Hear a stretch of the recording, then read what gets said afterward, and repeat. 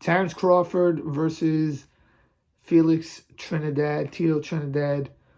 Probably the greatest Puerto Rican fighter ever. Maybe Wilfredo Gomez. I mean, we could debate that. But 3-division champion, Trinidad, 147, 154, 160. First man to handily beat Pernell Whitaker. Because, even with the fights with Ramirez and Oscar, they were debatable with Whitaker.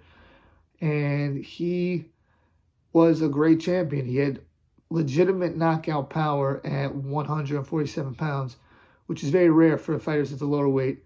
Generally, I think that when fighters are at the lower weight, their power is overrated by promoters and people trying to hype them up. But not with Trinidad. Trinidad was a legitimate puncher beast.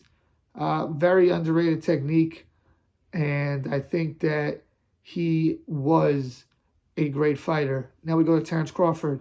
Switch hitter, fight either way. Great speed, great footwork, great ring IQ, good power as well. Not a Trinidad level puncher, but a good puncher as well. Very sharp puncher. And he holds 3 titles in 3 different weight classes like Trinidad did. Now, Trinidad is the much bigger man naturally. He started at welterweight. Crawford is now in his 3rd weight class at welterweight. But Crawford's height and reach, I think, is longer than Trinidad. So I think that's, not as, a big of a deal as people make it out to be. But Trinidad is the naturally bigger man. I think that, generally speaking, I think Trinidad's a little overrated because I think when he fought Oscar, he kind of, I don't want to say got exposed, but it was kind of clear how to beat him. If you have a good jab and footwork, you could win.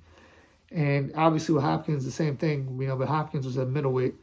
I think that Crawford was great at timing you and catching you. I don't know if Crawford could fight the exact way that Oscar fought, jab and move, because I think Oscar probably had a little bit better footwork than Crawford, although Crawford is very good.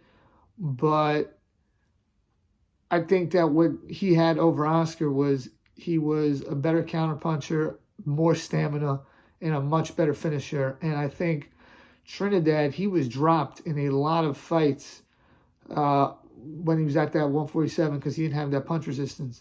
Campos dropped him. I know this is at 54, but Vargas dropped him, I think, twice, or he dropped him. I want to say he was dropped one other fight at was it Reed or one of the other fights he got dropped in. Point is, he didn't have the greatest punch resistance. Now, the thing is, he would always get up and he would come back to win the fight. But I think the difference in this fight is that when Terence Crawford has you down, he usually finishes you. He's the best finisher in boxing right now. I think Inoue is number 2. And I think what would happen is Crawford would drop him and finish him and win the fight. I'm going round 7 KO, Terence Crawford. I know a lot of people will say, how could you say that? Look at all the names that Trinidad fought. He fought Hopkins, he fought Oscar, he fought Vargas, he fought Whitaker. And I agree, from a resume standpoint, I'm not saying that Crawford's fought anyone who's anywhere near Trinidad, but just stylistically, I think that Terence Crawford would knock him out. Please let me know what you think. Please like, share, comment, and subscribe. Peace.